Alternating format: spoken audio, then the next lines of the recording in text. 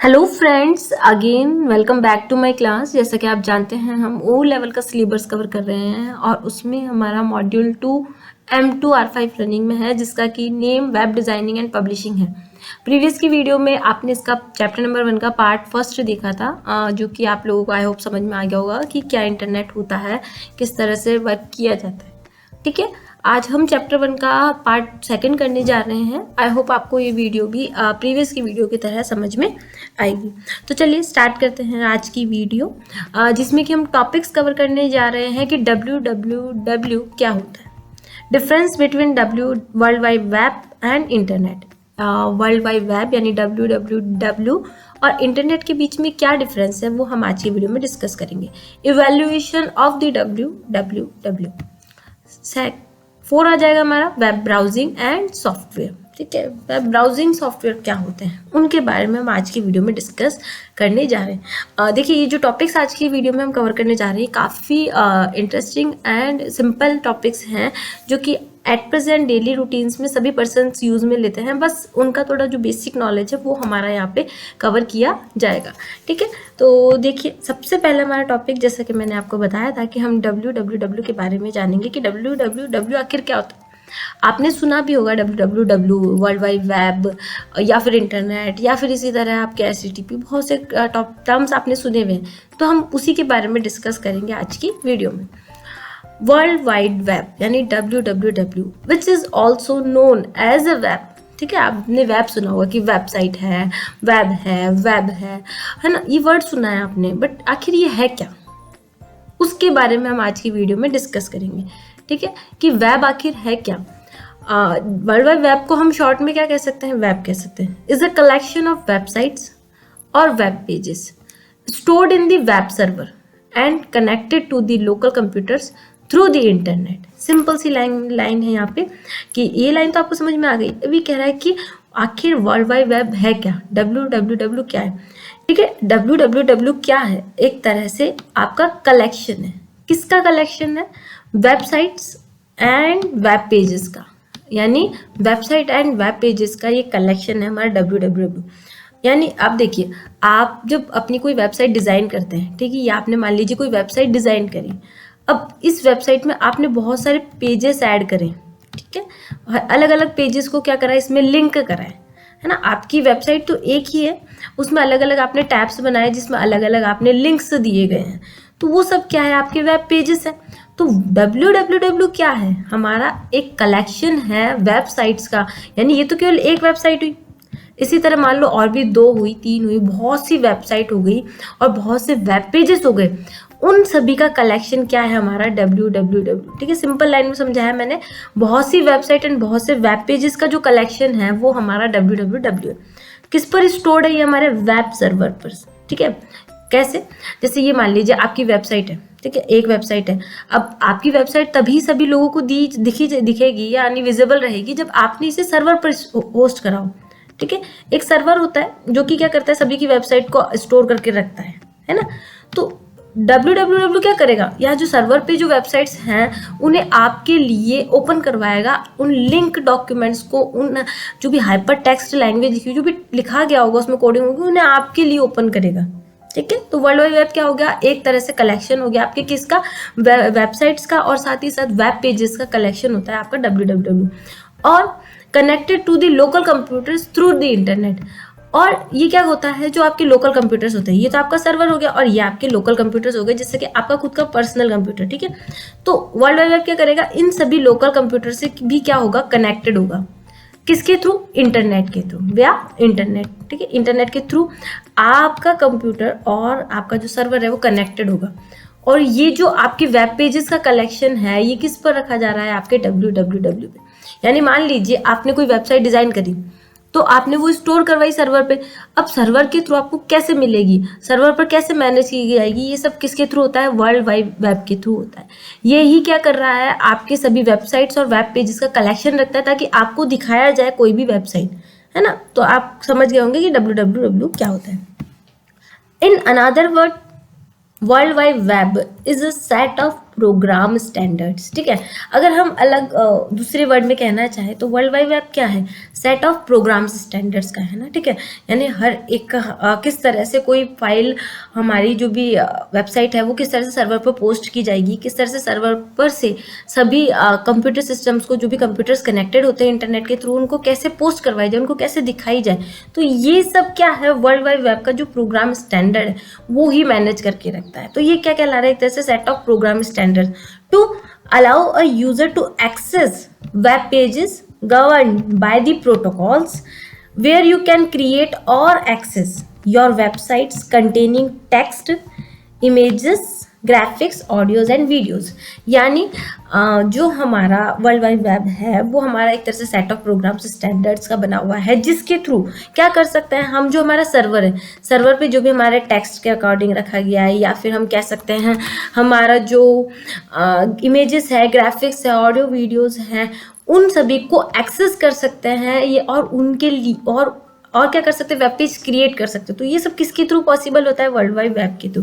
यानी world wide web के through ही possible हो पाता है कि आप किस तरह से अपने जो कंटेंट आपने बनाया, अपनी वेबसाइट डिज़ाइन करी, उसे किस तरह से सर्वर पे पोस्ट करें, और सर्वर से किस तरह से आप किसी पर्सन को अपनी वेबसाइट को शो करवा रहे हैं। तो ये सब पॉसिबल किसके थ्रू हो रहा है, वर्ल्ड वाइड वेब के थ्रू। अब आपकी वेबसाइट में आप कुछ भी रख सकते हैं, चाहे वो टेक्स्ट हो गया, या आपके इमेजेस हो गए, ग्राफिक्स हो गए, ऑडियोज एंड वीडियोज हो गए, ये सब किया जाता है आपने जो वेबसाइट डिजाइन करते हैं उसमें स्टोर करके रखते हैं। ठीक है, फॉर एक्सेसिंग फाइल्स और क्रिएटिंग न्यू फाइल्स और displaying on web through hyperlink support bye HTTP protocol. अगर आप कोई फाइल एक्सेस करना चाहते हैं या कोई फाइल क्रिएट करना चाहते हैं, किस पर, सर्वर पर, या फिर कोई फाइल देखना चाहते हैं वेब के थ्रू, तो वो किसके थ्रू सपोर्ट होती है, किसके थ्रू आपको शो होती है, हाइपर लिंक्स के थ्रू। और साथ ही साथ जो हमारा HTTP प्रोटोकॉल्स होता है उसके थ्रू आप क्या कर सकते हैं, अपनी फाइल्स क्रिएट कर सकते हैं या फिर एक्सेस कर सकते हैं। आपने जब कभी अपने ब्राउज़र से कोई रिक्वेस्ट सर्वर पर दी होगी तो आपने देखा होगा वहाँ पे, जैसे मान लीजिए आपने गूगल क्रोम ओपन करा है ना, आपने कोई भी वेबसाइट का एड्रेस लिखा, मान लीजिए जीमेल ओपन करना है ना, तो उसके पहले ऑटोमेटिकली क्या आ जाता है, HTTP आ जाता है। तो ये क्या है, एक तरह का प्रोटोकॉल है, हाइपर टेक्स्ट ट्रांसफर प्रोटोकॉल। ये प्रोटोकॉल ही क्या करवा रहा है, जो आपका कंटेंट सर्वर पर रखा गया उसे आपकी सिस्टम तक शो करवा रहा है। ठीक है, कोई सी भी लैंग्वेज में यहाँ पे लिखा गया है, बट आपको तो आपकी समझने वाली लैंग्वेज में ही शो करवाने का काम भी ये कौन करवा रहा है, ये प्रोटोकॉल ही करवा रहा है। ठीक है, ये प्रोटोकॉल की हेल्प से आप किसी भी वेब पेज को क्या कर सकते हैं, अपने अकॉर्डिंग देख सकते हैं और उसको समझ सकते हैं। ठीक है, तो आपको समझ में आया होगा कि www क्या है। HTTP प्रोटोकॉल के थ्रू आप किसी भी वेबसाइट को देख सकते हैं, जो भी लिंक्ड डॉक्यूमेंट होते हैं उन्हें आप ओपन करके देख सकते हैं। तो आपको www समझ में आया कि www में ही क्या किया जाता है, सभी वेबसाइट एंड वेब पेजेस का कलेक्शन होता है, और इंटरनेट के थ्रू यहाँ पे जो भी कंप्यूटर डिवाइसेस आपस में कनेक्टेड होती है वो इस जो सर्वर पर डिवाइस आपके लिंक्स डॉक्यूमेंट्स रखे होते हैं उनको एक्सेस करने में हेल्प में रहती है। कंटिन्यू करते हैं हम इससे आगे। www के बारे में ही कुछ जान लेते हैं हम, और जैसे कि www वॉज इन्वेंटेड, इसको किसने बनाया था, ये सबसे इम्पॉर्टेंट क्वेश्चन है। कई बार आपसे आपकी IQ का नॉलेज के लिए भी पूछा जा सकता है कि www यानी वर्ल्ड वाइड वेब को किसने इन्वेंट करा है। तो आपको पता होना चाहिए, टिम बर्नर्स ली, इन्होंने क्या करा था, इसको इन्वेंट करा था। क्योंकि हर एक चीज़ का कोई ना कोई इन्वेंशन करता होता है, कोई ना कोई उसे बनाता है। तो आपसे पूछा जाए कि वर्ल्ड वाइड वेब को किसने बनाया था, तो आपको पता होना चाहिए टिम बर्नर ली ने इसको बनाया था CERN में। ठीक है, CERN में बनाया था कब, 1989 में। Next, www is a network of internet sites. जैसा कि मैंने आपको बताया कि www पे क्या रखता है, सर्वर्स पे हमारी साइट सारी वेबसाइट सारी स्टोर्ड होती है, रखी जाती है, वहीं से ही एक्सेस की जाती है। तो www क्या है, इंटरनेट पे जो साइट्स रखी गई है उनका नेटवर्क है, जितनी भी साइट्स हैं उनका नेटवर्क क्या है हमारा, www है ना। Next, it is a software programme, इसे क्या कह सकते हैं हम, एक सॉफ्टवेयर प्रोग्राम कह सकते हैं, जैसे कि हमारा web browsers developed to access the web pages. It is a software program developed to access the web page. ये हमारा एक सॉफ्टवेयर प्रोग्राम होता है जो कि हम किसी भी वेब पेज को अगर हमें एक्सेस करना है उसके लिए हेल्प में रहे, तो उसके लिए बनाया गया है। जैसे मैंने बताया कि सर्वर पे रखा जाता है, तो सर्वर पे जो वेब पेज हमारे रखे गए हैं उन्हें ओपन करना, उन्हें एक्सेस करना, उनको देखना, ये सब किसके थ्रू होता है, www। तो ये www क्या एक तरह से सॉफ्टवेयर प्रोग्राम है हमारे किसी भी वेब पेज को देखने के लिए। फर्स्ट वेब ब्राउज़र जो हम कह सकते हैं कि वो कौन सा था, लिनक्स था, इन 1989 यूज्ड फॉर टेक्स्ट ओनली। सबसे पहला जो हमारा वेब ब्राउज़र था वो था 1989 में लिनक्स, जो कि किस पे बेस्ड था, ओनली टेक्स्ट पे बेस्ड था, ओनली उसमें टेक्स्ट का यूज़ किया जाता। And mosaic 1992 introduced at the university of Illinois used for graphical video, music and text all। ठीक है, जैसा कि मैंने बताया आपको कि लाइनेक्स एक हमारा क्या था, लिंक्स हमारा एक तरीके का फर्स्ट वेब ब्राउज़र था जो 1989 में डेवलप किया गया था, बट इसमें केवल टेक्स्ट का यूज़ किया जाता। इसी तरह मोज़ैक हमारा 1992 में इंट्रोड्यूस किया गया था, जो हमारी यूनिवर्सिटी थी इलिनॉइस, है ना, उसके लिए इसको डेवलप किया गया था। और उसमें बेसिकली जैसे ये इसमें तो टेक्स्ट का यूज़ किया था, इसमें ग्राफिकल वीडियोज़, म्यूज़िक और टेक्स्ट ऑल, इन सब का भी यूज़ किया जाने लगा था मोज़ैक में। ठीक है, Mosaic leads to Netscape Navigator in 1994 and Internet Explorer browsers in 1995। Mosaic इसके बाद लीड करता हुआ मिला हमें नेटस्केप नेविगेटर में 1994 में।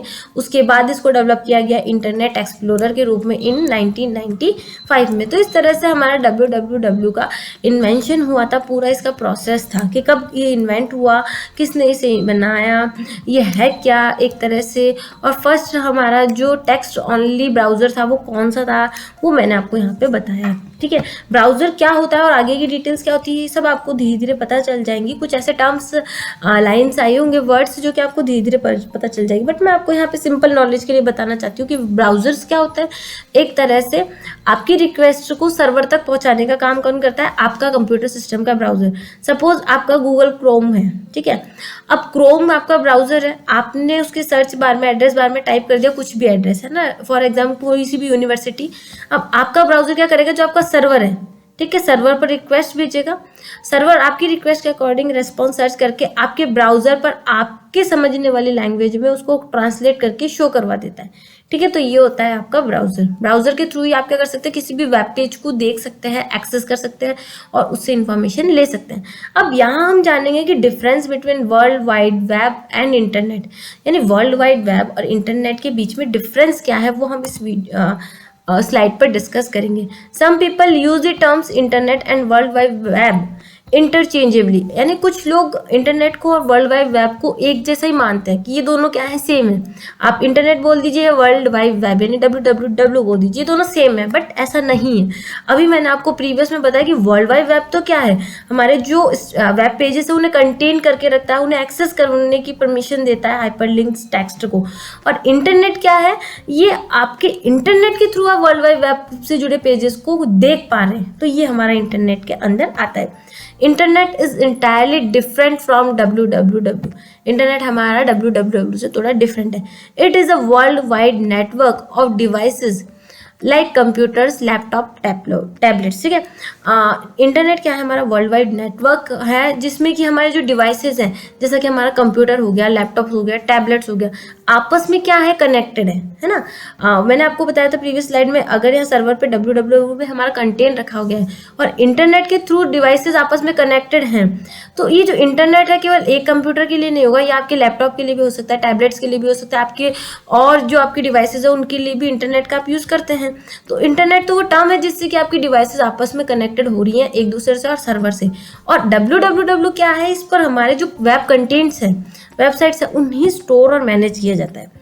It enables user to send emails to other users and chat with them online। Internet क्या प्रोवाइड करवा रहा है, हमें फैसिलिटी प्रोवाइड करवा रहा है, किसकी, हमें अगर मेल सेंड करनी हो किसी को या फिर किसी से चैटिंग करनी हो, तो हम इंटरनेट का एक्सेस करके, इंटरनेट का यूज़ करते हुए क्या कर सकते हैं, इन सर्विसेज का यूज़ में ले सकते हैं। For example, when you send an email or chatting with someone online, you are using the internet. For example, अगर आप किसी को कोई ईमेल भेज रहे हैं या चैटिंग कर रहे हैं, किसी से बातचीत कर रहे हैं ऑनलाइन, तो आप क्या कर रहे हैं, इंटरनेट का यूज़ कर रहे हो। तो ये होता है हमारा इंटरनेट का मतलब। वर्ल्ड वाइड वेब का मैंने आपको स्टार्टिंग में बताया और इंटरनेट का मैंने आपको यहाँ पे बताया। बट अब इस डायग्राम से भी आपको समझ में आएगा कि आखिर इंटरनेट क्या है और वर्ल्ड वाइड वेब क्या है। इंटरनेट में देखिए कनेक्टिंग किसकी हो रही है, डिवाइसेस की होती है। यहाँ तो कंप्यूटर लिखा गया बट यानी डिवाइसेस कनेक्टेड होते हैं आपके इंटरनेट के थ्रू। अगर इंटरनेट नहीं होगा तो आप ना सर्वर से रिक्वेस्ट कर सकते हैं ना कि कोई और आपकी कम्युनिकेशन हो सकता है किसी से। तो इंटरनेट के थ्रू तो क्या होती है, आपकी डिवाइसेस आपस में कम्युनिकेट होती है। जबकि वेब क्या है, वेब सर्वर www क्या है आपका, कनेक्टिंग पीपल्स। कनेक्टिंग पीपल्स कैसे, आपने कोई अपना वेब पेज बनाया, उस वेब पेज को आपने मान लीजिए सर्वर पर रखा, सर्वर से दूसरा पर्सन उसको एक्सेस कर पा रहा है www की हेल्प से। तो वो आपने जो इस भी लैंग्वेज में अपना प्रोजेक्ट आपने बनाया, आपका जो भी डॉक्यूमेंट बनाया, आपका जो भी एप्लीकेशन आपने बनाई, सॉफ्टवेयर बनाया, उसको आप वेब सर्वर पर रख रहे हैं। सर्वर के थ्रू उसे पर्सन एक्सेस कर पा रहे हैं, उसको देख पा रहे हैं, उसको समझ पा रहे हैं। वो क्या आ जाता है आपका www के अंडर में आ जाता है। कनेक्टिंग पीपल के लिए हम वर्ल्ड वाइड वेब का यूज करते हैं। But when you have opened, अभी तक तो हमने किसकी बात करी थी, इंटरनेट की बात करी थी कि इंटरनेट क्या है, कम्युनिकेट करवाता है डिवाइसेस को।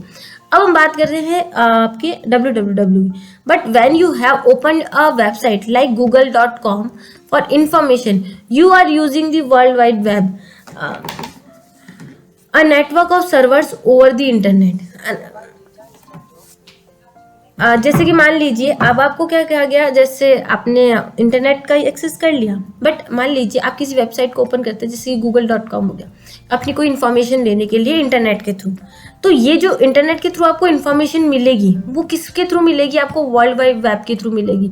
कनेक्ट तो आप इंटरनेट के थ्रू हुए हो, उस केवल कनेक्टिंग आपको ये सर्विस इंफॉर्मेशन प्रोवाइड नहीं करवाएगी। इंफॉर्मेशन कौन प्रोवाइड करवाएगा आपको, www, a network of servers over the internet, जो कि हमारा क्या है, इंटरनेट के ऊपर सर्वर्स का नेटवर्क होता है, वो आपको सर्विसेज प्रोवाइड करवाएगा। ठीक है, तो ये होता है हमारा www। इंटरनेट के थ्रू डिवाइसेस कनेक्ट हो पाती हैं, कम्युनिकेट कर पाती है, बट जो हमारा एक्चुअल हमें इंफॉर्मेशन मिलेगी वो हमें www की हेल्प से ही मिलेगी। वर्ल्ड वाइड वेब पे जो कंटेंट्स रखे होंगे उनसे ही हमें देखने को मिलेगा। User request a web page from computer using a browser. User क्या करता है, अपने जो कंप्यूटर का ब्राउजर है उससे क्या करता है, रिक्वेस्ट करता है वेब, किसी भी वेब पेज के लिए। जैसा कि मैंने आपको बताया स्टार्टिंग में कि किस तरह से वर्क होता है। यूजर रिक्वेस्ट करेगा सर्वर पे and the server renders the page to user's browser. Server क्या करेगा, जो भी यूजर का ब्राउजर है, सपोज गूगल क्रोम है, तो उस पर उसकी डिटेल्स को क्या करवाएगा, शो करवाएगा सर्वर्स के थ्रू। ठीक है, यानी आपका सारा कंटेंट कहाँ रहता है, सर्वर पे। सर्वर पर ही आप अपनी रिक्वेस्ट सेंड करते हैं। Users computer is called a client who runs a program, web browser and asks the other computer server for the information it needs। इस केस में जब यूजर का कंप्यूटर सर्वर पर रिक्वेस्ट कर रहा था, मान लीजिए यहाँ पे आपका कंप्यूटर रखा गया है और यहाँ पर सर्वर है, आपके कंप्यूटर से सर्वर पर रिक्वेस्ट जा रही है, तो आपका कंप्यूटर उस केस में क्या कहलाता है, क्लाइंट कंप्यूटर कहलाता है। सर्वर हमारा सर्वर कहलाता है। क्लाइंट सर्वर मॉड्यूल भी कहा जाता है, जिसमें क्लाइंट क्या कर रहा होता है, अपने सर्वर पर रिक्वेस्ट भेजता है और सर्वर रिक्वेस्ट का रेस्पॉन्स आगे हमें फॉरवर्ड करता है। तो ये काम किया जाता है हमारे इंटरनेट और वर्ल्ड वाइड वेब के थ्रू। ठीक है, यहाँ पे भी यही बताया गया है कि एक क्लाइंट कहलाता है अगर जो कि एक प्रोग्राम रन कर रहा है। आप किसी ब्राउजर के थ्रू ही तो रिक्वेस्ट करेंगे, तो वो यहाँ बता रहा है कि ये प्रोग्राम वेब ब्राउजर एंड आज the other computer servers for the information it need, और ये दूसरे कंप्यूटर से अपनी जरूरत के अकॉर्डिंग क्या करेगा, इन्फॉर्मेशन मांगेगा। तो ये था हमारा क्लाइंट सर्वर मॉडल। अब www में क्या हुआ है, इन्वेंशन हुआ है, धीरे धीरे इवैल्यूएशन हुआ है। पहले स्टार्ट हुआ था तब सभी के लिए ओपन नहीं किया गया था, बट इसे धीरे धीरे सभी के लिए ओपन किया गया। आज आप www पे इजीली वर्क कर रहे हैं, इजीली कंटेंट अपने पोस्ट कर सकते हैं, अपडेट कर सकते हैं वहाँ पे। पहले ऐसी सर्विसेज नहीं अवेलेबल थी सभी के लिए, कुछ पर्सन ही क्या कर सकते थे, www का एक्सेस कर सकते। तो www के भी क्या हुए, जो वर्जन हैं उनमें धीरे धीरे अपडेशन हुआ गया। पहले अलग तरीके की वेबसाइट होती थी, अलग तरह के वेब कंटेंट होते थे, अब अलग तरीके की वेब कंटेंट होते हैं। तो उनके बारे में अब हम हमारे इन स्लाइड्स में देखेंगे इवैल्यूएशन ऑफ www क्या है। Let's look in the history के बारे में अगर हम बात करें तो जो हमारा 1989 था, टिम बर्नर्स ली ने क्या करा था, www को प्रपोज किया था, उसको ओपन किया था, यानी स्टार्ट किया था www, यानी सभी के लिए नहीं। अभी तो 1989 में तो क्या करा था, केवल स्टार्ट किया गया था, सभी के लिए ये ओपन नहीं किया गया था, उसको 1993 से स्टार्ट किया गया। ठीक है, फिर 1990 में क्या किया, world's first web server was developed. सबसे पहला जो सर्वर बनाया गया वो कब बनाया गया, 1990 में। सबसे पहला, वर्ल्ड का सबसे पहला सर्वर जो कि 1990 में बनाया गया। 1989 में तो www का इवैल्यूएशन हुआ है ना। फिर 1990 में सर्वर बना हमारा वर्ल्ड्स फर्स्ट। फिर 1990 में world wide web first browser बना, ठीक है। 90 में ही क्या बना, हमारा सर्वर बना, और 90 में ही क्या बना, हमारा फर्स्ट ब्राउजर बना। यानी सर्वर भी उसी टाइम बना और ब्राउजर भी हमारा उसी टाइम बना। जबकि हमारा www का इवैल्यूएशन कब हो गया था, स्टार्टिंग प्रपोज्ड कब हो गया था, 1989 में। फिर 1993 www was announced as free and open to all। 1993 में क्या किया गया, www को सभी के लिए ओपन किया गया। केवल ऐसा नहीं है कुछ ही पर्सन इसका यूज़ कर सकते हैं, इसका यूज़ सभी पर्सन कर सकते हैं। तो वो यहाँ पे बताया गया, 1993 में अनाउंस करा टिम बर्नर्स-ली ने, ठीक है। पहले तो 89 में तो केवल जो सीमित मात्रा में स्टार्ट किया गया, सभी के लिए नहीं किया गया। फिर 1993 में सभी के लिए ओपन कर दिया कि कोई भी पर्सन www पे वर्क कर सकता है, अपने कंटेंट पोस्ट कर सकता है और उनका यूज़ और एक्सेस भी कर सकता है, ठीक है। देखते हैं आगे इसी इवैल्यूएशन में। फिर आता है वेब 1.0। थोड़ा थोड़ा अपडेशन होते गया। सबसे पहले तो केवल इवैल्यूएशन उसको बनाया गया था आपके www को, बस उसके बाद उस वेब में अपडेट भी होता गया। क्या अपडेट होता गया, वेब 1.0 में most of the pages were static, यानी बहुत से जो पेजेस होते थे हमारे वेबसाइट के वो कैसे होते थे, स्टैटिक होते थे, यानी उनमें किसी तरह का चेंजेस नहीं हो सकता था। कोई भी व्यूअर्स उसमें अपने कमेंट्स नहीं दे सकता था, कुछ भी किसी भी तरह की चेंजेस नहीं कर सकता था, यानी वो क्या होते थे, हमेशा फिक्स रहते थे, स्थिर रहते थे। There were only images, mostly animated GIFs and hyperlinks. और उस टाइम जो हमारे पेजेस होते थे, वेबसाइट होती थी, उनमें केवल इमेजेस होती थी, मोस्टली एनिमेटेड होती थी, GIFs एंड हाइपरलिंक्स ही होते थे।